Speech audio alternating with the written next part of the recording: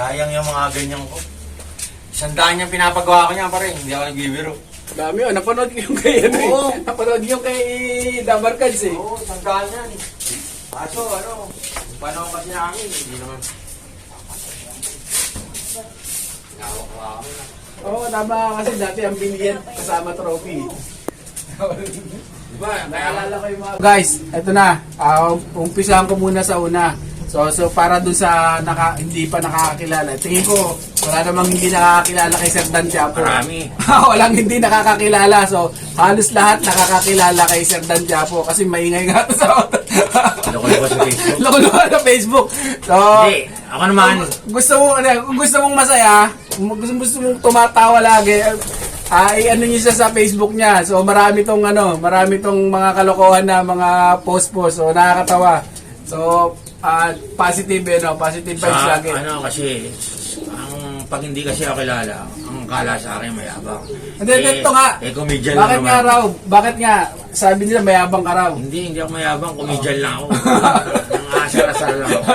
Pero hindi naman ako nananakit ng Hindi na nanakit ng damdamin. Puso lang dito. Usapang puso. Ito, nagpunta ako rito.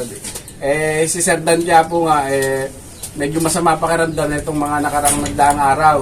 So, tatanungin natin kung anong pakiramdam niya ngayon. No, nalaman niya na si Amber ay may boyfriend. Alam naman natin.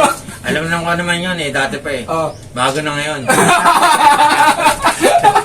Hindi, kala ko ikaw yung kala ko nga, siguro ito na yung love team ng mga ng Pigeon Pansier ng una Kaibigan lang.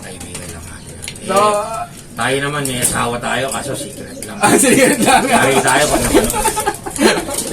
Okay ka na doon kay Miss Kunyari Amber. lang. Shoutout kay Ma'am Amber. So, Kunyari isa sa lang. mga magagandang lady Pansier.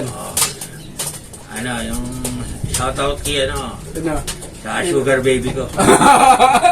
Tsaka sa kaibigan kong bago, si Sarina Joy, Si Sarina. Basta huwag kang mag-alala na mawalan ka ng kalapati sa karera. Papalitan ko lahat yan. Ang dami dito. Ay, si Sarina, ito yung yung parang at nakita ko rin to dun sa lagi mong pinopost Ito yung babae na maraming problema. Magandang dilag yan. Magandang dilag. Kaso, masyado lang, siyempre, walang love life. Tapos, Bakit mo alam? pares kami. Kami na yung meant to be. So sa akin nga guys, sa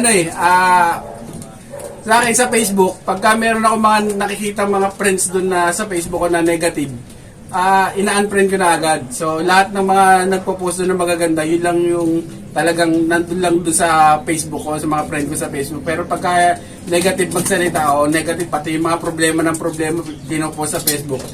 So ayoko nang ganun, gusto ko laging positive. So ang naiwan lang doon, si Sarina lang. Kasi nga, baka makatulong tayo sa mga problema. Payo. Kasi may yata yun. May anxiety yata yun. Kailangan nung kausap. Naranasan ko na rin yan anxiety. Kaya nga gumaling ako sa pagkakalabati. Pero yun, nakakausap ko yung kalabati ko.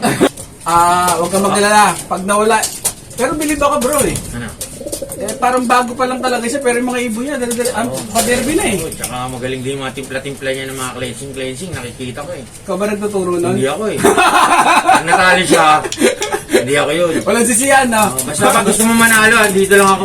Miss Sarina, pag gusto mong manalo, ang maganda rito, manalo-matalo, panalo ka rito kay Sir Dan Manalo ka Tiapo. sa puso ko. Tsaka maraming ibon dito, ang gaganda, bibigay sa'yo, bibigyan ka. Kung magkala lang mawalan, papalitan natin yan doble. Ayos! Ay, yung mga puti dyan. Yung mga lady pansier talagang puti ang gusto mo. Mauubos puti mo yan. Gusto nila puti. Tayo rin naman maputi gusto natin. Ayun lang, gusto na yung maputi. Ewan ko lang nga sa kanila. Ayaw nilang ng maitim baka hindi. Baka gusto nila rin, medyo maitim-itim lang. So, guys, balik tayo dun kay Sir Dan Tiapo. Dun sa mga hindi nakakilala kay Sir Dan. Huwag niyo na ako kilalanin. Niyo siya dun sa Facebook din niya. Marami siya mga post na nakakatuwa doon. Pero hindi naman kayabangan. Nakakatuwa lang din yung mga post. So, si Sir Dan ay gano'ng katagal anong bata ka pa? Kalpati ka na? Hindi, talagang ang bata pa ako siguro mga 10 years old o 9 years old, nagkakalapati na kami sa Quiapo. So, ganun yun talaga, Tapos, ano. sige pa. Tapos, ito na yung kasaysayan niyan, sasabihin ko na. Ito na kasaysayan, mga mahaba to. Hindi, kasi nagkakalapati ako. Mga 10 o 9 years old. Tapos, yung mga kaibigan namin, pupuntang Japan. May alaga kami kalapati. Yung kami sa looban, mga 6 kaming mga magpipinsa, magkakaibigan. Nag-itcha kami ng kalapati namin. Bukod tanging aral lang nawala. Bakit? Ewan ko, hindi bumalik sa airport eh. Sa airport? Natid namin yung kaibigan namin papuntang Japan. Tapos, nagagis kayo sa nagagis kami. Yung kalapati ko lang hindi nakauwi. Kaya nagdamdam ako, hindi na ako nagkalapati noon. Tapos, ang tagal ko na hindi nagkalapati noon. Tapos, nagkalapati lang uli ako nung kinasal si Donna Cruz. Donna Cruz. Oo, yung... Mukhang pan na pan ka ni Donna Cruz. Hindi naman. Kasi yung kasalukuyang kinakasal siya, nakahuli ng puti, yung yung kamag-anak ko. Tapos nakita ko, pinababaya-bayaan niya lang. Yun ang inalagaan mo. Bigas lang pinapakain. Tapos inalagaan ko yun, nilagay ko sa lababo namin. Gumawa ang kulungan sa lababo namin sa Quiapo. Tapos dinagdagan ko na dinagdagan. Bumili ako sa Arangke. Ang dami. Ang dami ko. Siguro naka 30 mil na ako. Hindi lahat pa ng bloodline nandun, no? Hindi. 30 mil. Hindi pa ako Hindi ako mapagpakama eh. Tapos Bumabalik. binili ako ng asawa ko. Sabi sa akin, Dan, binigyan ako 1,000. Pakilan yan? Hindi ko alam. Pakilang asawa? Basta yung nanay na yung adjustable weight. Ay, yung nanay na nandito. Hindi, para lang kasi malinaw doon sa... Binili ako ng kalapati. Binigyan ako 1,000. Pumunta ako Arangke. Pakito daw yun. Pakito. Marami doon eh. Hindi yun. Tapos, sabi sa akin ng biyenan ko, Dan, pag yan, hindi mo pa napaamo, bibili kita ng itik o pato. Para alagaan mo para hindi mawawala. Kahit maglakad ka, susunod-sunod sa'yo. Kaya yun ang naging motivation ko. Sinabi sa akin ng biyenan ko. Kaya, yun, nung napaamo ko yung pakito, yun, dire-diretso na. Nagte-training ako sa mga hindi nga ako kilala eh. Sa mga club. Oo, tapos nakikita ko mga 2 training box. Marami. Ang dami lang Anong training taon yan? box. Basta wag mong Mas malalaman yung edad eh. Baka malaman ni Sarina na kung ilang edad ka na. Baka lumayo yung edad namin. Pero sabi ni Sarina, magkaedad lang daw kami. Okay, edad lang daw kayo. Tapos yun. Dati nakikita ko, yung mga marami silang training box. Ako, sesto lang. Karton ng sesto lang ako noon. Tapos,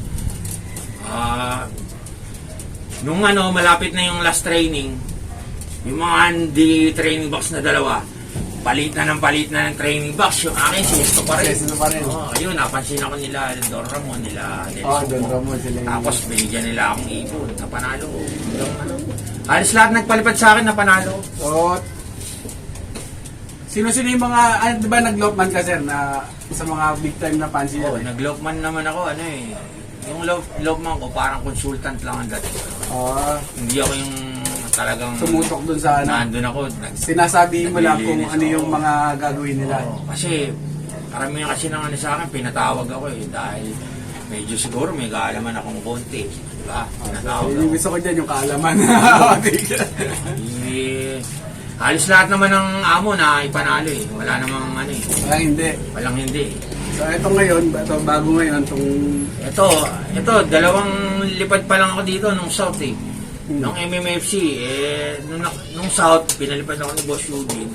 Ang ganda na sana kaso nakatop yung ibon. Cut-off? Oo, last lap nakatop, nagkaiba yung Wala akong naserong lap, lagi akong may kaso nagkapaliktad yung Yung matnog 1 nag-clock, hindi nag-clock ng matnog 2. Yung hindi nag-clock ng matnog 2, nag-clock naman ng, nag-clock naman ng Ito. Ano mo nga yung mga viewers natin kasi ito, marami tong dahilan. Yung hindi na ubusan ng dahilan, ano ba yung mga, bigyan mo kami mga dahilan. Sige, mga dahilan pagka hindi nakatop yung mga ibon. Di bali ng matalo, basta wag kang maubusan ng idadahilan. Yun yung umpisa pa lang ng race, kailangan mayabang ka na. Oo, Para para nakapagyabang ka na, at least matalo ka man, nakauna ka na. una ka na. Diba? Eh kasi pag humble ka, tapos pagdating ng last lap, wala ka Wala na. na, no? Eh, tagapalakpakan na lang. Eh, hindi ka nakapagyabang. So ayan na guys ha, dapat una pala magyabang na tayo para pagka nagpadulo tayo, nagpa-champion, para hanggang dulo yung yabang. So ayun guys. Swertihan lang naman ang pagkakalapati. Meron ng galing tsaka sa ibon, sa sistema. Pero kapalaran pa rin din nagkakatalo yun eh. Sa kapalaran pa Diba? rin. Kahit anong ganda ng ibon, ganda ng sistema mo, meron mga hindrance to success. Naniniwala ka ba sa swerte? Oo.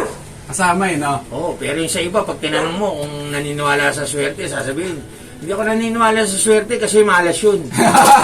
Hindi. Ako naman, di ako naniniwala sa malas kasi naniniwala ako sa swerte lang. Hindi kasi, sasabihin, maraming Maraming kanya-kanya ganyan. tayong paniniwala eh. Kasi, pag, ba, sinabi ko yung paniniwala ko, labag sa paniniwala mo. Huwag kayong magdadamdam pag gano'n kasi, kanya-kanya Facebook tayo yun eh. Oo, kanya-kanya tayo. Oo, Di yun. ba? Sabi, hindi naniniwala sa swerte, kailangan hard work. So, kailangan may swerte rin guys ako. Swerte rin eh. Talaga. Biruin mo, ganito lang yan eh. 2 minutes, 1 minute na lang. Pakatok na. Pakatok na, dumating yung ibon mo, naiklak mo. Anong tawag doon? Swerte yun, no? Swerte. Hindi mo pwedeng sabihin hard work. O, kasi kung hard work yung luck winner yun. Ang galing mo. Sobrang galing mo. Hindi dumating yung ibon mo. Ano sasabihin mo? Baka pag natalo yung ibon mo, sasabihin mo malas. Diba? Pag nanalo, sasabihin mo hard work. Hard work. Eh pag natalo, sasabihin mo malas ka lang. Alam mo, di naniwala sa malas. Eh sila yun. Ikaw ang di naniniwala sa malas. Ako naniniwala ako sa lahat. So yun. Kasi lahat ng bagay na nag-i-exist, pinapaniwalaan ko eh. So yun, yun yung ako kasi parang gusto ko lang lagi positibo. Para kaya gaya nito, kaya ako nga sinusundan-sundan din yung Facebook niya kasi positibong tao din. So hindi naman sa mayabang-mayabang. Yung kayabangan kasi depende yun sa mga taong hindi nakakakilala Inaasar sa'yo. sa'yo. O tsaka hindi nakakilala sa'yo. Di ba? Yun yun. Yung minsan nasasaktan mo. Eh, hindi Nasasaktan para sa kanya ano yun, mo. Oo, kasi marami dyan, dapat patamaan mo sa mga, huwag sa Facebook. Ano lang yan eh. Lagi ko nakikita to eh. Ay, hindi, tanongin natin to. Marami itong sinasabi sa mga ano ba hinahanap mo sa mga vlogger talaga na na mga nagbablog?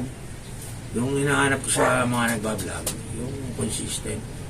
Yung consistent ang turo. Consistent ang turo. Kasi ganito yan eh. Halimbawa, huwag ko sasamahan loob niyo sa akin. Kasi ako sinasabi ko lang yung ko para sa akin. Yung kasi nararamdaman mo. Oo, kasi ano mo yan pananaw, kanya-kanya halimbawa, ikaw, mananalo ka. Ikaw, mananalo ka eh. Nananalo ka na dun sa sistema mo. Tapos may bagong darating na produkto. Tapos hindi mo pa nga nagagamit, sasabihin mo, yun ang bilhin nyo, yun ang niloloko mo yung sarili mo. Pang pera-pera yun. Dapat, wala kami ganun. Pero yung kampiyon, sinubukan ko din. Noong nakaraan kasi, wala akong pambili ng gamot. Ginamit ko yung Nutriwin nila. Nutriwin. Tsaka yung kulay puti. Niligay ko ng Lunes. Okay. Kasi wala na ako mabili ng BS tsaka Orne nun, nagkakaubusan eh. Tsaka Carmine eh. Ginamit ko nila yung Nutriwin tsaka yung Pero yun, hindi siya inaano ko, talagang sinubukan ko, nag-superset winner ako. Ay, ikaw rin naman kasi makakaano sa sarili mo kahit hindi mo naman i-endorse kung talagang Basta ginamit, walang problema. Tsaka maayos, hindi mo naman sasabihin na i-endorse sa kanila o sabihin mong maayos to kung hindi naman maayos talagang ginamit mo. So ito, balik muna tayo sa pag-iibon muna. What's up, mga kaibon? Please like, share, subscribe, and don't forget to hit the notification bell down below para ma-notify kayo sa mga bagong videos namin!